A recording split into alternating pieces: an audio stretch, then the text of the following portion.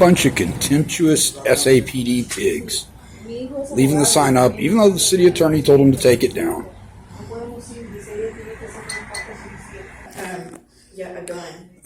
This outrageously rude person here just threw the same number to James Kopp and told her, oh, give him his number. This is ridiculous. This guy calls me on his cell phone and tells me he's already told him to do this. It's definitely, they've had more than enough time to take it down. The West substation already took it down. And yet these guys are going to sit here and play this game and act stupid and say, oh, call the city attorney. I've done that. I'm tired of listening to talk to the city attorney when the city attorney has already told them to take down the sign. Physically hurt anyone else in the house? No. I'm like, you call him. Don't sit here and tell me to call him again. Intoxicated with drugs.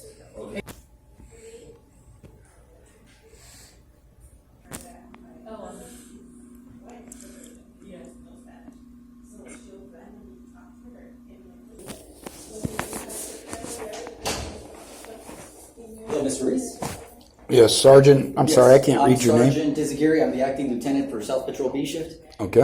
I just got off the phone with a Mr. James Kopp. He's our city attorney. Yes. And he advised that you had been in contact with him regarding the signage issue. Yes. So after speaking to him, we wanted to verify everything because we hadn't gotten any notification. Oftentimes, facilities doesn't directly communicate with us as far as their intentions of what they're going to do with the signage. But we did contact the director for the city facilities. That these are the individuals that manage the signs. These would be the ones that place the signs and would relocate them when necessary. So we spoke to her.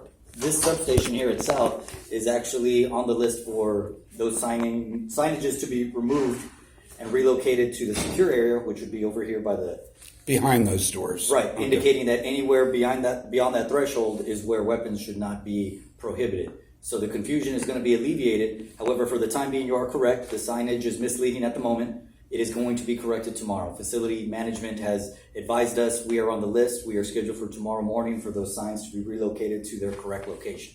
Okay. Well, first of all, I want to thank you for calling Mr. Kopp. I asked them to do that last Monday. Your officer told me basically I could go F myself, that he wasn't going to contact a sergeant or a lieutenant. And if I had a problem, he'd come out with a number. And he hands me Mr. Kopp's number. How do you think I feel after your city attorney calls me and says, you were right, we're sorry we unlawfully arrested you, hey, this is what we're going to do. And I'm going to tell you, you can put that sign up over there, but your officers are still going to read it and do the same thing your ignorant sergeant did. He pointed to that sign, didn't read it, doesn't understand it, and then says, oh, this is a restricted area too. So I'm angry about that because my issue is about officer education. Just like these people in here, when I walk in and they go, oh, just tell them to call the city attorney. And I'm saying, ma'am, I don't think you understand. I'm in regular contact with the city attorney. He calls me. I don't call him. He gets an email and he goes, we're going to ignore this for a while. Then he gets an email saying, hey, I warned you about this 2 months ago, but guess who they arrested for it? They arrested me, not another citizen that I'm aware of. And he went, oh, gosh, we'll get on it. Give me 2 weeks. And after 2 weeks went by, nothing happened. I went to the city hall. And the politicians went, hey, Mr. Kopp, he says, you know about this. What happened? He calls me the next day. See, I know how the city plays this game. And I know how it's not our problem. It's maintenance. It's this. It's that. It doesn't matter whose problem it is. When I came out, I didn't come out here to demand you take down the signs. I demanded that your officers were all educated about what the signs meant and what they couldn't do. In addition to the movement of the signage, there is a briefing that's been held with our officers so that they're better educated on the matter, because we don't want any mishap to occur. So we appreciate you bringing that to our attention. I want, again, remind you that this is on the list. It is getting taken care of. I apologize it hasn't taken care of sooner, but as you know, the wheel does turn slowly, but it is turning. Okay, the wheel turns slowly. And as you can tell, I'm aggravated. I appreciate your calm demeanor. My aggravation's not with you. You're the acting lieutenant. Hopefully, now that you know about the issue and you understand it, this isn't just at police stations that this affects it. James Kopp is your city attorney. City, yes, no, he's the city attorney for the police department only. Right, he specializes with right. this. Yes, but you see, these signs, the rest of the city, they're not taking them down. You know why?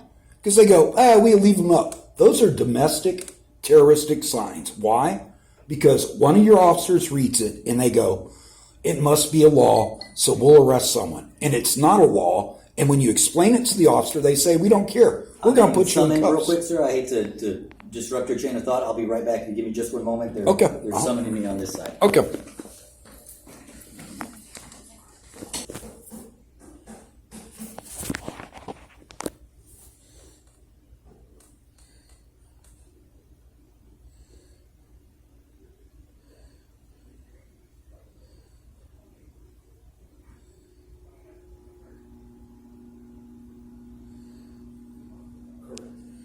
So,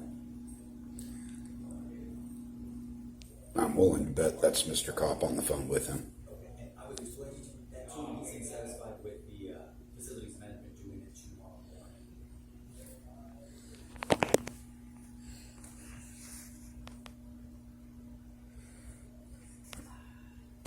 It looks like there's some maybe screws at the top and maybe some adhesive on the bulk of the signage.